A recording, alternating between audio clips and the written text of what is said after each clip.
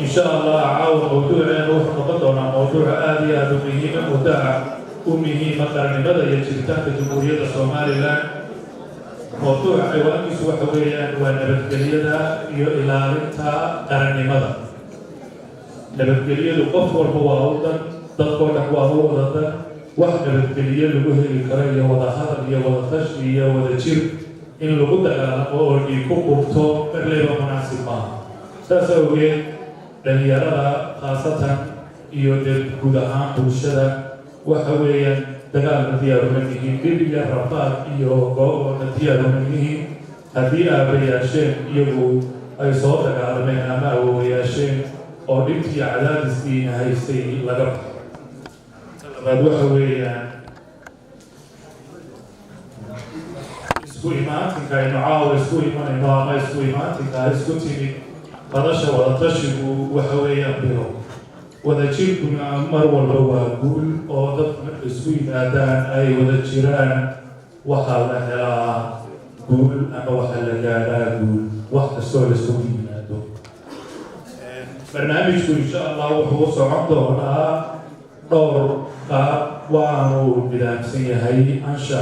أسلوب هي احترام هي نظامك إن أينو إلى النور دمان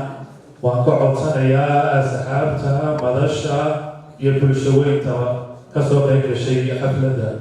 أدبان معاتته برنامج كشان لباتك كمير أو بهوريا وحوقبهم دونا أو هدل دونا أو وشان لباتك بالرقع تحي مدشا ودتشيك يتوسيط تقارنك موضوع عن البكتيريا إلى أن تقارنك وحيك لكتبون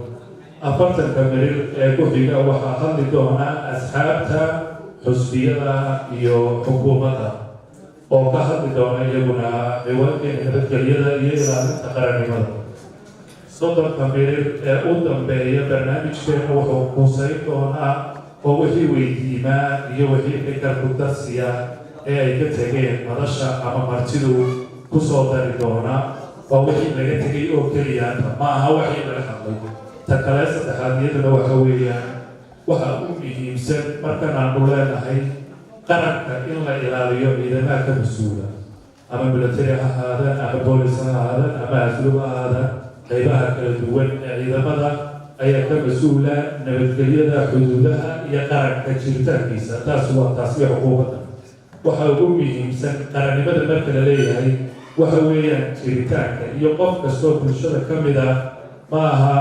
qarannimadu in la ilaaliyo xuduudaha wakiiliyadka ama in la ilaaliyo qaybaha kale ee bulshada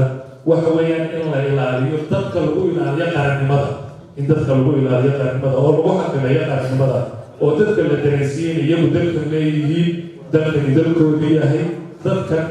ay wada yihiin bulshada reer Somaliland koona kastuu ka degan yahay magaalo kastuu ka degan yahay iyo cid kastuu yahay muhiimadu waxa weeyaan jiritaanka jamhuuriyadda Somaliland أدبر مع تدريب